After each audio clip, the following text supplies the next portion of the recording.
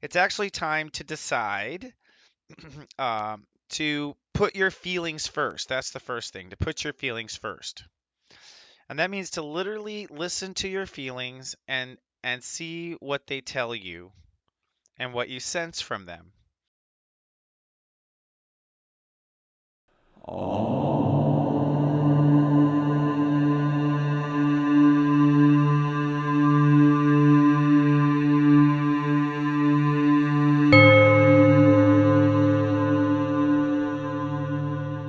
Good morning and welcome to Tuesday. Well, it's time to take action today in your life, and a full moon in the sky creates an emotional tug of war between two sides of yourself. Sensei says, I have 3 steps to take with you on your way. From my smartphone to yours, keep streaming for your Tuesday Namaste today.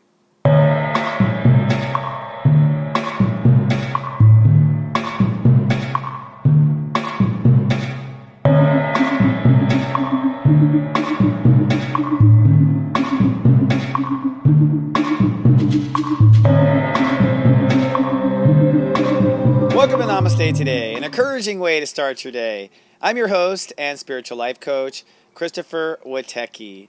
I live in the world of psychic astrology, and I also live in my heart, in the light, and here to promote peace on earth. Namaste, my friend, and welcome now to Tuesday. Well, today we are adorned with a full moon in the sky. That is a tug of war between two sides of yourself, in this case your heart, and what you are feeling. And as you well know, sometimes what we are feeling is not always good for our heart. That is the tug of war. In today's Megascope, I'll give you some steps to make sure you're doing the right thing for you.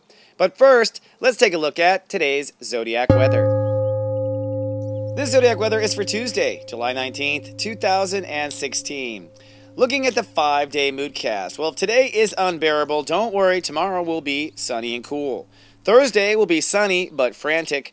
And Friday is a spacey day, but the first day of I Love Leo. Today, however, is hot and super humid. You may want to move, but you may feel a little stuck today. Now, the Great Human Walk has reached step 27, Cancer. That means our ruling channel is channel 9, the ego I am. And that means our ruling planet today is Mars. Now, emotional tone today, we will be planning the future. That's because the moon is in Act 3 of Leo. So emotionally, we're trying to leap high, basically. And our mental focus is seeking integrity. Mercury is at step 11, Leo. But be careful about judging yourself too much. Well, what this comes down to with this full moon is a tug of war between your heart and your old feelings. And it's time to step away and step into the joy. So in today's Megascope, I'll be giving you the steps to do just that. But first, go steep some tea, shall we? And let's have our daily tea time.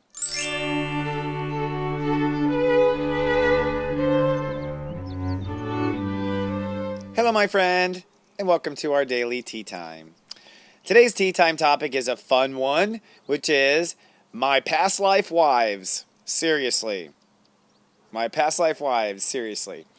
And you know, it's been a while now. I'm only sharing these stories because I've been psychic for a long time. I've gone through a lot of experiences. I had to feel out for myself what I believed about all these things and look at it with my psychic awareness and my astrological clarity.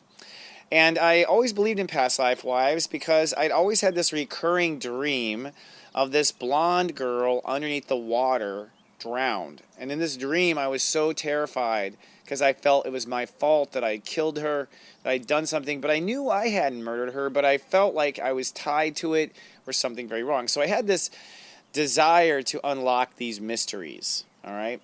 So I was doing the horoscopes. I can't quite remember when this happened, but I, had a worldwide audience. And one of the interesting things about being in my position is a lot of people who know me from the past life recognize me on camera. A lot of people do. And they either are aware of their past life or they're not aware that we have a connection, but they just feel like they know me. And trust me, I've gotten around in past lives. You probably do. I think we're all from the same soul family.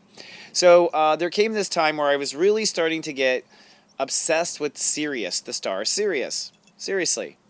And this has led to serious joy. And it was my really started deep feeling that I didn't really believe in aliens. I didn't believe I was an alien, but I just had this strong calling to the star Sirius. So I started doing some research, and I started to realize I felt that the Sirius population or that planet or that race came to the Maya civilization and was the Mayan civilization. I believe the Sirius became the Mayans, and they gave us math and they gave us other things. And that came from all my exploration of Sirius.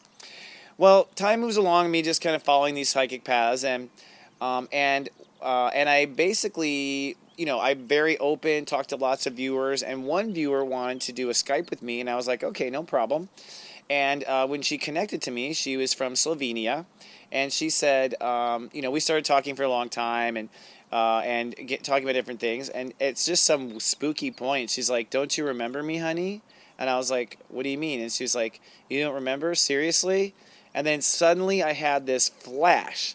My third eye just opened up, and I had the flash, and I was like, "Oh my God, this is my wife from the star Sirius when I lived on Sirius." Now, where the shift do you get that kind of stuff, right?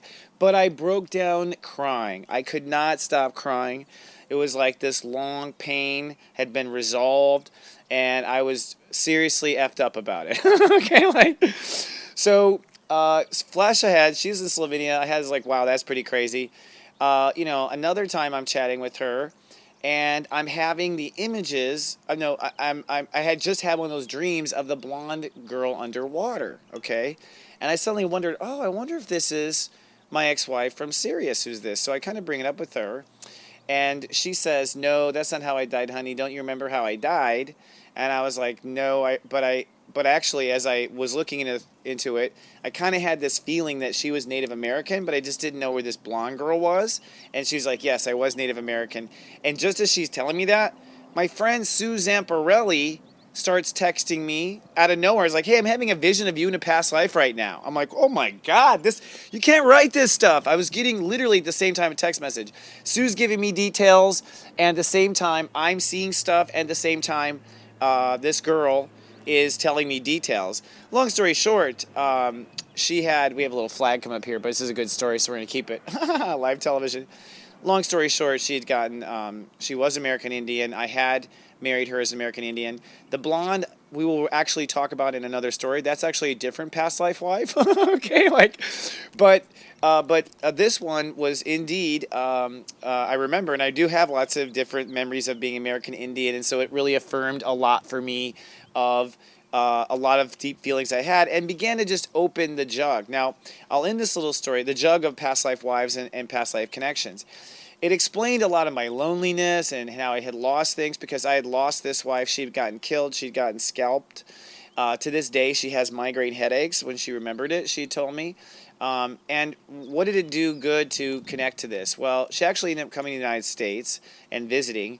And I learned real quickly why we're no longer married. I'll just tell you that, but it's okay. I was like, but we did share a lot, and I think we needed closure, because she got killed by getting scalped by her father, who was not happy that she married a white man. And I've always been kind of interracial, tricky like that. So I'm not surprised. It made a lot of sense. I had a lot of things open up after more memories that kind of open up of that lifetime. But why all this closure? Because if your wife is murdered in a life and you never get a chance to be like, what the F was that? That's why we draw in our past life lovers. A lot of people fall in love with that person again, but then they kind of fall out again, because it wasn't about being in love in that life. It was about having closure. And that was the first little piece of closure of many that I had of abandoned heart, where my heart had been abandoned by someone dying or leaving me or whatever, and of course me leaving it. All right, so that's today's story on Past Life Wives, Part 1. I'm serious, but I have more Past Life Wives stories coming soon. But first, I want to channel for you a Megascope monthly, or a Megascope rather, not the monthly, just the daily. This is where I take 3 breaths and listen to my guides about what advice they have for you on this powerful day after the full moon. Or in it, rather.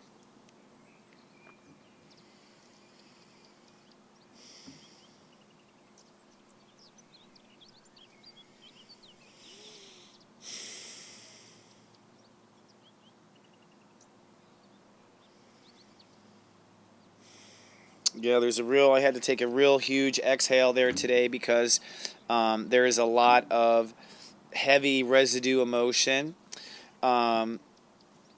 Today the moon is, emotions in the moon today are coming out of our full moon intensity. Like, we're going to have a full moon and we're going to come out of it. The moon, in essence, is about letting old stuff just go.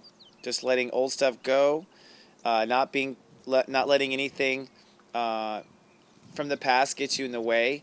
And that moon in Capricorn followed by a quick in Aquarius is really an ability to decide and cut and just go. Just no longer worry about it anymore. Really, you know it's a new day ahead. You can feel it's a new day ahead, and it is. But you got to give that new day a chance. So remember to protect the new feelings, to harbor your new happiness, and to let this kind of grow. We're moving into love next. So hang on, we're almost there. And in the next 24 hours, you're going to be tested on those feelings. But I want to give you 3 steps to manage the full moon and full moon aftermath today. Manage the full moon and full moon aftermath. And these will help you to get through. Step 1, be clear on how you feel. When you're not clear on how you feel, you end up projecting your crap on other people. Okay, so be clear on how you feel. Step 2, ask, what do you sense? You sense anything off? Because if you do, you should stop. Step 3, act when the moment comes when you can act. So know how you feel, listen to your senses, and then take the action when the moment comes. Don't hesitate. Don't let it go by. When I say moment, I mean moment to end certain emotions, moment to end certain dramas, moment to end and begin the new life.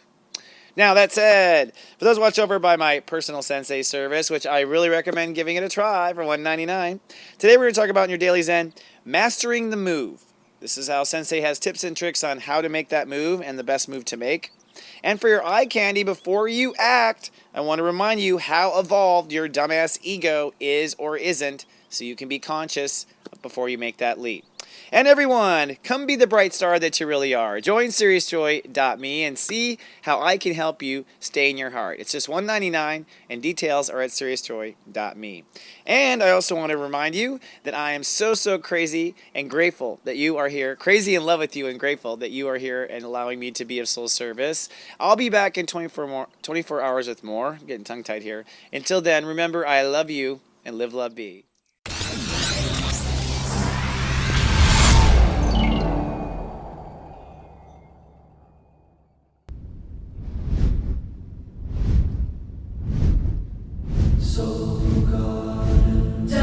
TV.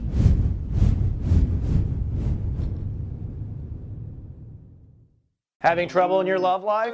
I have the answers. It's called Secrets of Birthdays, the Love and Lust Report. The biggest problem usually is people choose the wrong person. Not anymore. Find out your birthday secrets available online at secretsofbirthdays.com.